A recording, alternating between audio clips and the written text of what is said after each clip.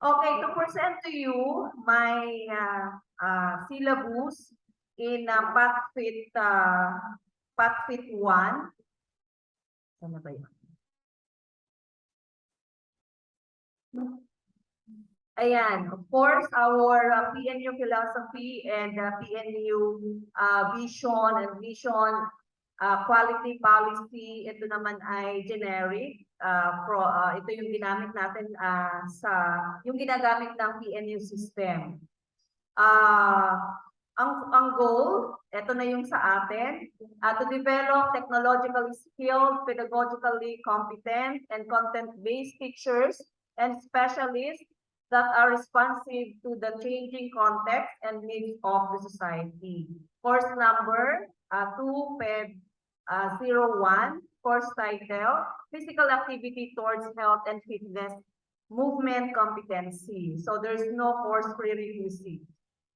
So ang course description, the course engages the students in various physical activities to develop movement competencies to enhance core stability, strength, and mobility training. It includes goal setting, application of exercise principles, frequency, intensity, time, progression, and volume, and periodic assessment to develop various fitness components. The course utilizes different modalities of instruction such as modular, asynchronous, and synchronous sessions. It is expected that students will submit a completed module, e-flex folio at the end of the course. So, ang program outcomes namin, ito yung sa IFERD, sa Pathfit, or sa PE. Sinunod namin yung different standards na ginagamit namin sa PE, yung active and healthy living, standard 1, and we have three program outcomes under that standard 1. And the standard 2, advocacy and promotion, we have 2 program outcomes under that. Ayan. Ang GAT teams namin, gender fair education, this team supports learning strategies and conducting classes, designing syllabi, curricula, formulating assessments, and creating learning materials that are gender inclusive. Gender and sustainable development, this team supports learning of gender equality and its association to environmental health, economic, and national development. So ito na po yung ating sinunod na schedule. Yung session number, ito yung week 1 natin. Of course, ito yung ating orientation about the course content, policies, objectives, and requirements. So this is a face-to-face activity, interactive discussion about classroom policy, interactive discussion about the content of the course. And yung kanyang independent study, students review the syllabus and toolkit in the completion of the course. So wala siyang synchronous and asynchronous session kasi lahat sila nasa face-to-face. Dito sa week 2, at the end of the module, students will be able to, ito yung kanyang silo, determine one's readiness for the course and physical activities in general, share one's outlook on physical activities and fitness in general, set one's personal physical activity goals. Ito yung aming introductory module, the physical activity readiness and goal setting. The essential question here, what is your current level of fitness? How can personal fitness and health be improved? Ang topic, ang subject matter namin dito is health-related fitness. So doon sa independent study, student accomplished online course survey, yung PARQ and IPAQ. Ang online namin synchronous session, interactive discussion or forum discussion via Google Meet on the set of one's personal physical activity goals. Ang asynchronous, ang asynchronous namin dito, the teacher provides reading materials on global physical activity recommendations.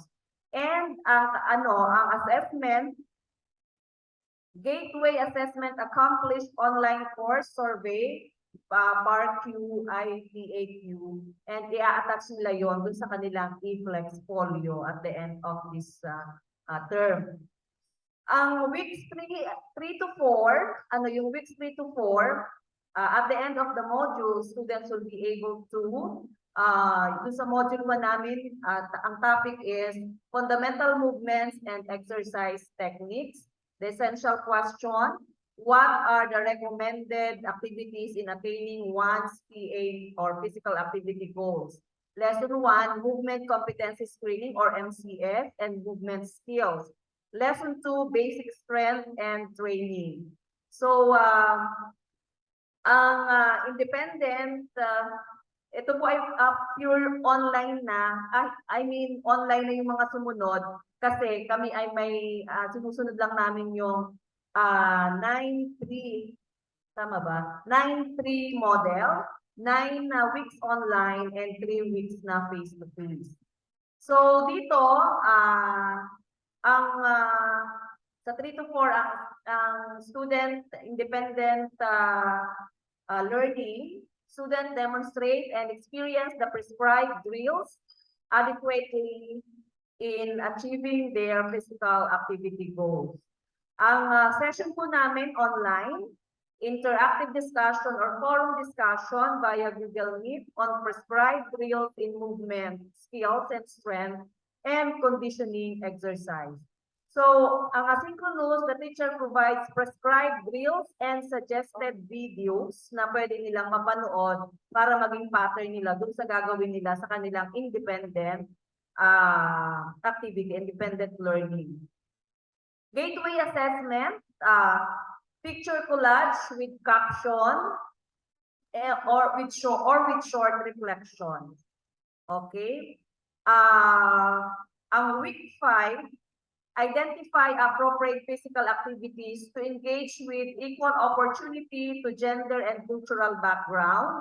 Design individualized exercise program based on physical activity recommendations by World Health Organization. Monitor eating patterns and evaluate this based on the recommended food groups and serving sizes. Nasa module 2 na po kami dito, personal fitness and physical activity goals, ang aming main concept dito. Essential question, what are the different recommendations and principles that can be considered in achieving physical activity goals? Mag-focus po kami sa lesson 2, principles of training exercise and the Filipino food pyramid. Ang independent learning, independent study, the student creates personal fitness plan based on their readiness to engage in physical activities, and PARQ and IPAQ anchor to different recommendations and principles of exercise. Ang aming synchronous session, interactive discussion or forum discussion via Google Meet on physical activity recommendation, exercise principles, and recommended eating guide. Asynchronous, the teacher provides suggested reading materials on physical activity recommendation, exercise principles, recommended eating guide. At ang kanilang assessment, gateway assessment fitness plan. Yan, gagawa po sila ng fitness plan. Ang week 6, of course, kailangan pa specified natin doon, nakalagay doon, indicated, malinaw na ang ating week 6 ay wellness break. Then, babalik sila ng week 7, face-to-face po ito for their midterm examination. Then, week 8 to 10, ito na po yung module 3 namin. At the end of the module, students will be able to participate independently in physical activities outside of PE classes, and they will submit physical activity diary log. Module 3 consists of physical activity participation. What are the different exercise principles and strategies that are essential for an effective participation in variety of physical activities? So, andun po yung mga menu of activities. Sa independent learning, the student demonstrates at least 4 physical activity logs to achieve personal goals set in the previous module. Ang session po namin, ang synchronous session, interactive discussion or forum discussion via Google Meet in completing completing po yun, completing PA diary log. Ang asynchronous, the teacher provides a menu of activities to choose from. Ang assessment, physical activity diary log 1 to 4 with video presentation with annotation of experiences. Yun po. Then, yung last namin, ang session or week 11 to 12, consolidate students' experiences in the course through a culminating activity. Yung pong week 11 dito ay, ito po ay online, pero sila ay parang independent, more on independent learning kasi practice nila ito ng kanilang ipe-present sa culminating activity. At yung week 12, yun po yung face-to-face, yun po yung pinakang final nila na culminating activity. Students present creative routines and the teacher will provide guidelines for the presentation. Ang aming online, the student documents their learning experiences through the completion of e-flex folio. May e-flex folio po sila. Anyway, yung e-flex folio, ang content po nun, yung lahat ng mga activities na ginawa nila during the whole term. Yun po yung ano nila. Then, assess learning experiences in the course. Ito po yung point system for e-flex folio. Yung mga survey, yung mga sinabi ko kaninang mga activities nila, yung sa assessment, 10 points, 10 points, 10 points, yung mga collage, 50 points. It consists of 400 points. Nandiyan din po ang learning resources or references.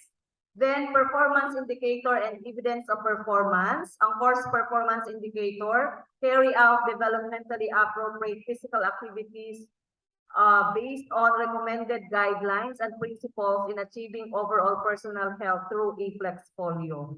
Evidence of performance, a product, picture collage, video presentation, and reflection papers. Mayroon din po sila a personal activity diary, and there will be culminating activity. Ang performance standard, 75% of the students pass the requirements of the course. Ito po yung ating grading system based on DOR resolution number. Ayan, lagi pong kasama yon. Ito po yung course requirements natin. Yung aming course requirement ay e-flex folio. Contain po dito lahat ng mga activities na ginawa namin for every week.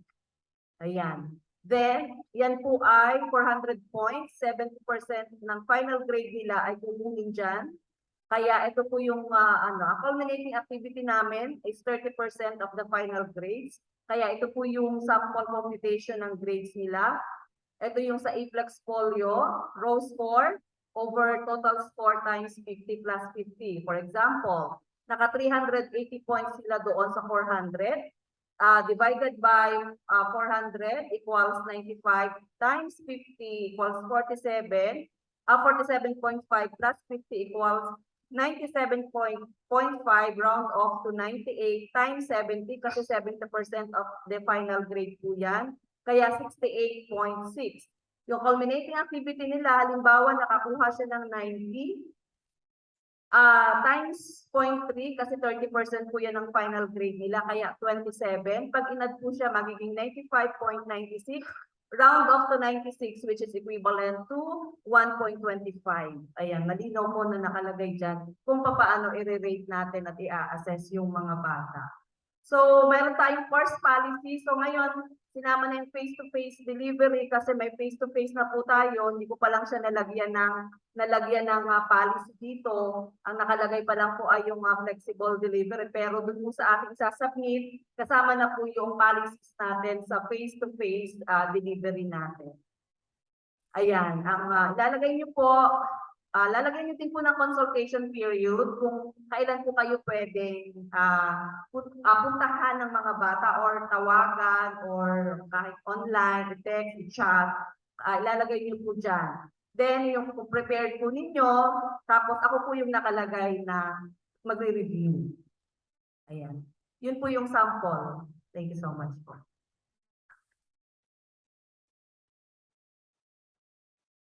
Thank you. Thank you very much po, more. Now, let's have the next video natin ng isang